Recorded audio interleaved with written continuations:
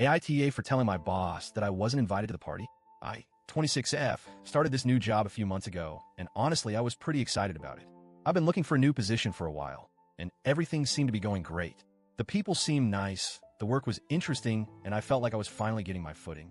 But as time went on, I began to realize that things weren't as simple as they seemed.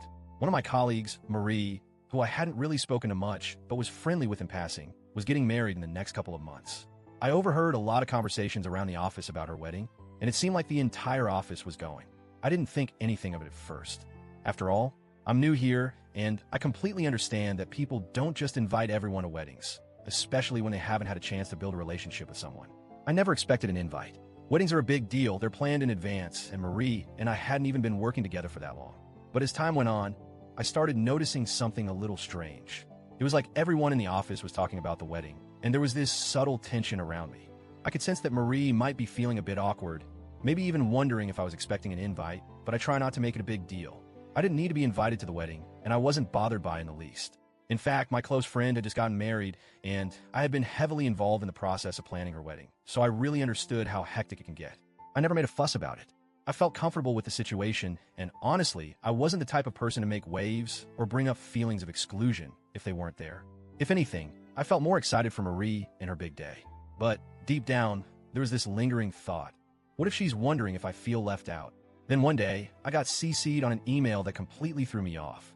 The email was from Joan, one of my other coworkers, and it was about a bridal shower that was being organized for Marie. I was a bit shocked when I saw it. The shower was happening during our lunch hour in the break room, and they were asking everyone to chip in for a group gift, cash of course, and suggested we all bring something to the potluck. Joan had even included her Venmo info, which felt pretty informal, but hey, I figured it was just a casual office thing.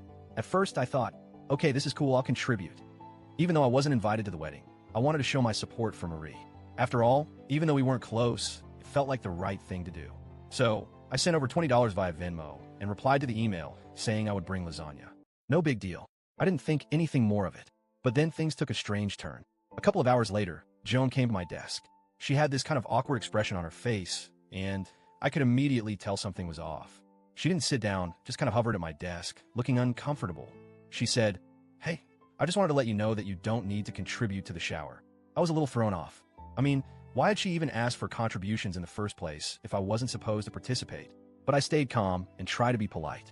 "I don't mind contributing, though," I said. "I still want to give Marie something, even though I'm not invited to the wedding." Joan seemed really uncomfortable, and after a long pause, she said, "Well, you're not invited to the shower either." I was stunned. My heart sank. I mean, what was going on? I didn't know how to respond. I tried to keep my voice steady and said, "Wait, I can't go to the break room during lunch?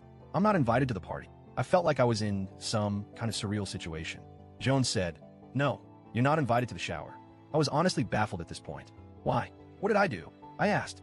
I wasn't angry, but I could feel my face flushing. I mean, I hadn't done anything to offend anyone, had I? Joan hesitated again, and it was clear she wasn't sure how to handle the situation.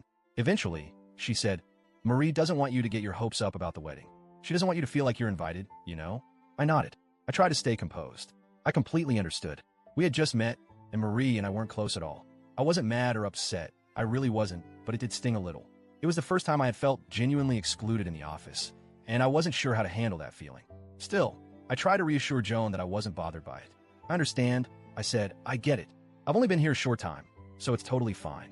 But the whole thing left me feeling unsettled. I couldn't help but think, was I being too sensitive? Was I overreacting? But then I realized it wasn't even about me being upset about not being invited to the wedding. It was about being left out of something that was happening within the office. People were all gathering together, and I was just going to be left out. It felt wrong. The day of the shower, I sat at my desk alone while everyone else went to the break room to celebrate. I had no idea what to do with myself. I didn't want to appear like I was bothered, but I felt this awkward, uncomfortable weight pressing down on me. It was like I was invisible, sitting there eating my lunch alone while everyone else was having a good time just a few feet away.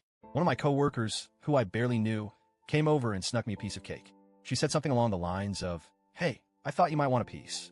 It was sweet, and I appreciated the gesture, but it didn't really fix how I was feeling. As the party went on, I just sat there. I didn't know what to do.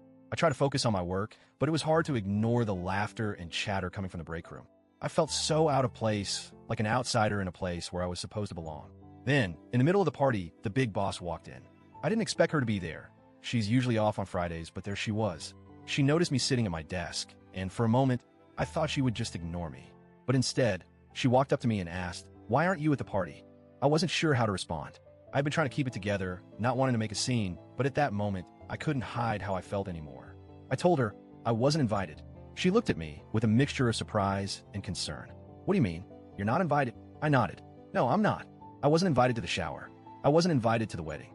The big boss seemed to be genuinely taken aback. She didn't say anything for a moment, but her face seemed to harden.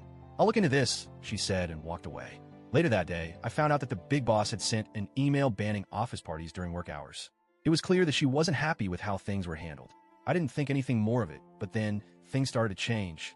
Joan and Marie realized that I was the one who told the big boss what had happened. Suddenly, I felt like the target. They both started avoiding me in the office, and some of my other coworkers started acting cold toward me too. I felt like I had done something wrong, like I had somehow ruined the fun for everyone else.